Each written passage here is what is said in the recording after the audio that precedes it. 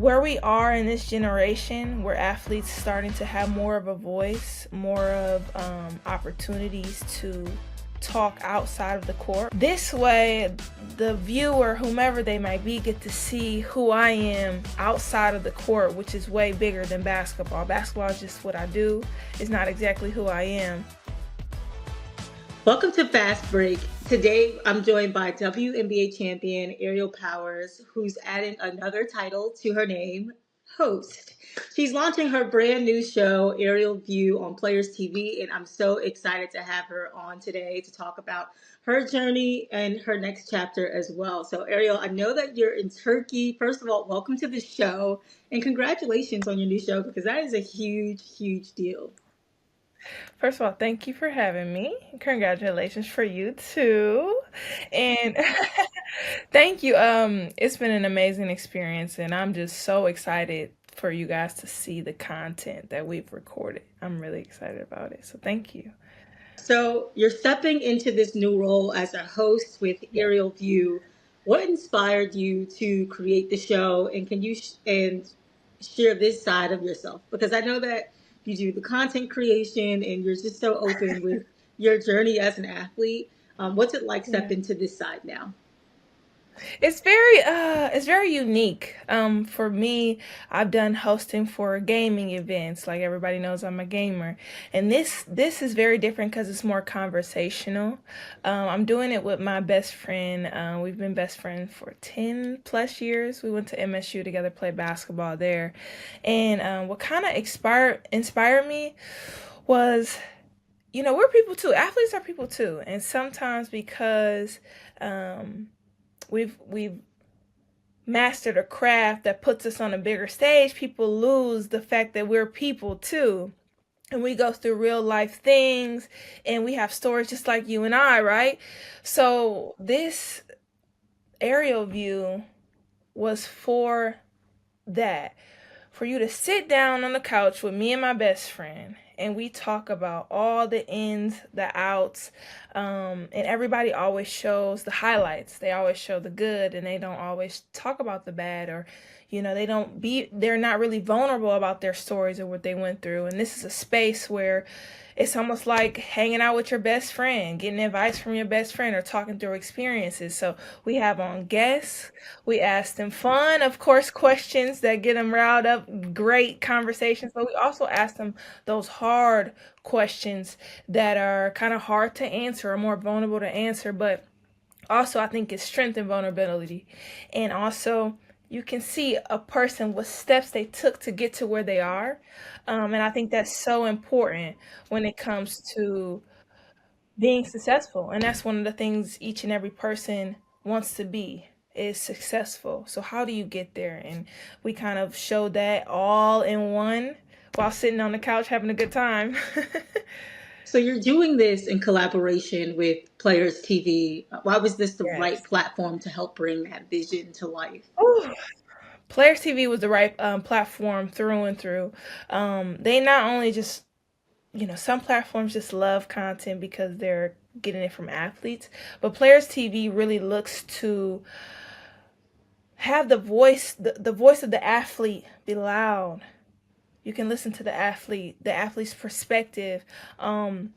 They also gave me free range to be who I am through and through. And a lot of platforms, sometimes they kind of put you in a box, and Players TV never put me in a box at all.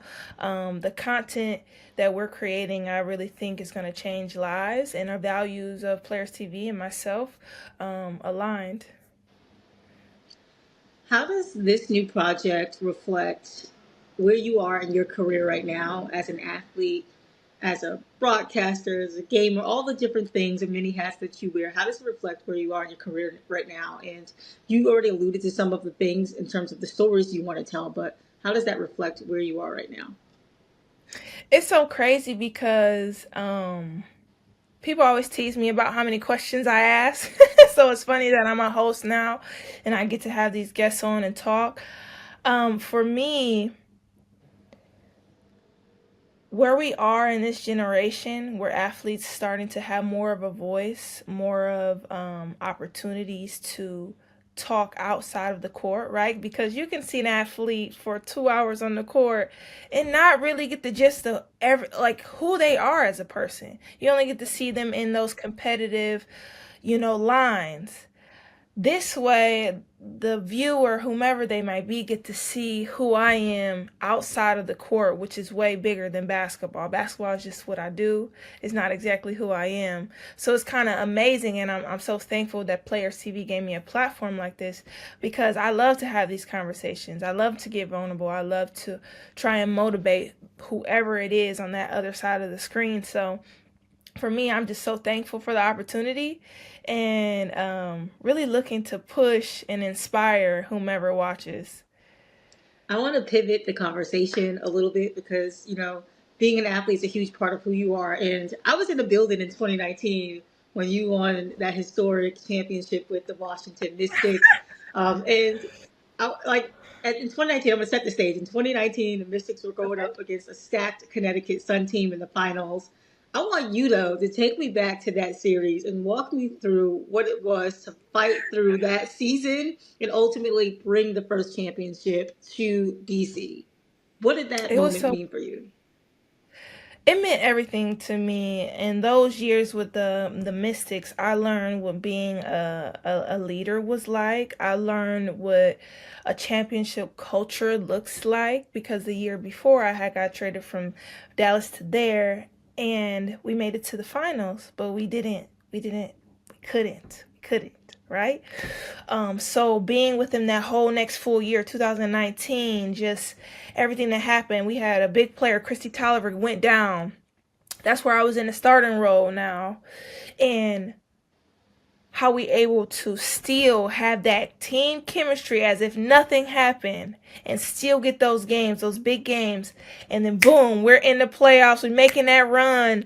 And Connecticut was so tough, right? Connecticut was so tough, and I remember going, I think 1-1, and we had to get the game at their house, which was a hard game at their house. Anytime you play an opponent, it's hard, but it was really hard. And I just remember being in that jersey thinking like, okay, if the team needs me to get all the rebounds, I'm getting all the rebounds. Like, I just remember, whatever it is, whatever it was, I'm gonna do whatever my team needs me to do. And when we won our championship and brought the first one to DC, that crowd was crazy. Even going out to get food or anything was crazy, because they were showing so much love. And it's a part of my life and a part of our history that I will never ever forget. And a lot of times I replay those moments and live those moments back. What was it like to play with future Hall of Famer Elena Deladon? I mean, that championship run, like I said, was historic, but she played with 3 herniated discs in her back in that particular series, which was out of this world. And what she's done for the game is absolutely incredible. What was it like being Yeah. her teammate? Let me just say this. EDD, we call her EDD. I love her. On and off the court, I love her. She's such a great leader. She knows when and how to say things. And also, she's a phenomenal basketball player. Everybody knows that. But off the court, she's so sweet. And when you get to know those teammates outside of the court, you want to give more to each other, because you get to see who they are off the court. EDD was such a sweetheart. And I know she's such a dominant player that you probably like, no way, but she is literally a sweetheart. We'll have us over her house. Me and her used to play tricks on Coach Coach T. He loves the shooting game for shoot around. We would tease him about that. And just being able to have a vet like that and be under her, it was such a blessing, because you don't get a lot of superstars at that caliber that just are just sweethearts and just love the game and love their teammates and love the culture that they're building. And I was so blessed, still feel super blessed to call her a sister. That team, that 2019 Mystics team was so fun to watch and just to be able to witness what you all were able to do during that time. But two things that you said. You said that you had to be adaptable and you had to be able to Yeah. adjust when Christy Tolliver went down. I feel like those are two skills that are very transferable when you talk about this chapter and what you dealt with as an athlete year over year in your career. You've been in this league for nearly a decade. You were drafted in the Mhm. first round. You won the title. And this season, you found yourself back in the grind on a couple of hardship contracts. You played for the Mhm. Golden State Valkyries, and then you ended the season with the Indiana Fever. With Mhm. a very great playoff push against the eventual champions, the Las Vegas Aces. What was the story behind how you've been able to navigate through all of those different chapters of your career, and how have you learned to find your place within this game, within the WNBA? I think the whole situation of everything you explained, keeping my faith first, if I'm going to be completely honest with you, walking by faith and not by sight. Um, when all those things happen, some people can go, they can get into themselves. Oh, I don't want to keep practicing. Oh, what's going on? Or why me? And for me, it was like, okay, Lord, what else do you have for me? Maybe this is not my the way you want me to go. Which way do you want me to go? How can I be obedient to your word instead of wishing that I had it this way? So for me, and I'm saying it like this, but it was all an adjustment. Yeah. I started journaling, talking to the Lord more, just asking, how do I navigate this? What do you see me, where do you see me going? Wherever you see me going is where I want to go. So it's so funny because when you ask this question, in those times of me going through that, I had an opportunity to record some of these episodes, which is crazy. Mm. Some people think I had this opportunity because I went to Indiana Fever and boom, the opportunity came. But actually, it was in the works the whole time. God was working the whole time, and I had an opportunity. I think I shot a few before Valkyries. I shot a few, I think, after. I Mhm. finished before after, and then all of a sudden, Indiana Fever called me, and I was able to make the playoff push. And then you think about, why was she ready? And it's because I kept my faith and I kept staying in the gym because I knew no matter when the opportunity came, I would be ready, even if God said be patient and maybe this year is not your year. So, And you talk about holding on to your faith, but also the preparation that it takes, right? Not only for yeah. you as a host and being able to multitask as an athlete who was in season, but that Fever team, man, it was super special this season, especially because I don't think anyone expected a team with so many players injured on injured reserve being able Yeah. to go to the semifinals and push the Aces to the brink of a game 5 situation. Why was that series in particular so special with your teammates? Woo! It was so special, I think, too, because for everybody coming in for the people that were injured, it was almost like, man, we got to do this for y'all too. And some of the girls, like I knew some of the girls, I knew all the girls that were hurt, and then I'm sure some of the other girls that came in also knew them. So we're like, okay, as a sister, we got to give everything we have. Not only do we love the game of basketball and we want to win, but when you get in that locker room in Indiana, it really felt like a sisterhood. No matter who was playing, who wasn't playing, even the girls that were injured were giving to the team. So being able to make the push, no one believed like we did. No one believed like we did. And when we got a chance to play Vegas, that belief was still there. It was always there. Unfortunately, Kelsey went down in that, I think, third quarter, or I forget what quarter. That kind of hurt us. But we still, hey, we got to pull it together. This is not the first time that this happened. Let's keep going. So unfortunately, we couldn't get it done, but our belief was always there. The WNBA is in a very interesting position right now, right? Like it's the off season, but there's a lot happening in the in betweens with the CBA currently being negotiated. And as someone who is a veteran in this league, what do you think is the one thing that absolutely cannot go wrong this time around in the negotiations? I'm gonna say this. I know I'm in the meetings and I listen carefully, and all I'm going to say is I hope and pray that we can all come to an agreement because ball is life for me. I love basketball and I want to play. And I'm sure many of the other girls want to play.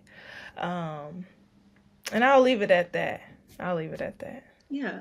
Yeah, and it's super interesting because I was able to speak with Terry Jackson, the executive director of the PA, earlier this week, and she kind of expressed the same sentiments of the players want to play and they understand, Yeah. just how big this moment is, and if something were to happen where it would potentially be a work stoppage or a season did not happen, just know it's not on the players, that they want to do everything that you guys can to make it happen. So it's very interesting, especially you as a vet, to be able to express that.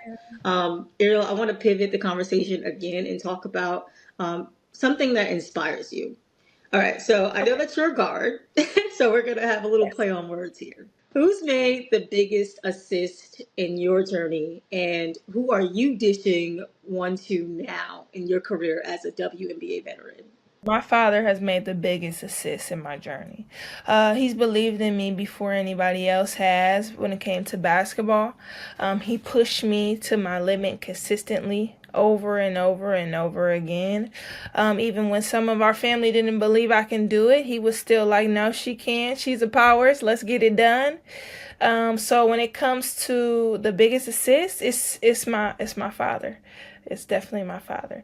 And when it comes to me giving an assist, for me, any person, young, old, woman, men, it does not matter to me. Any person that watches me, I want them to be inspired and motivated by me. As we wrap this conversation up, I mean, you've shared so much about your journey, the lessons that you learned along the way, and how you want to pass it forward to the next person.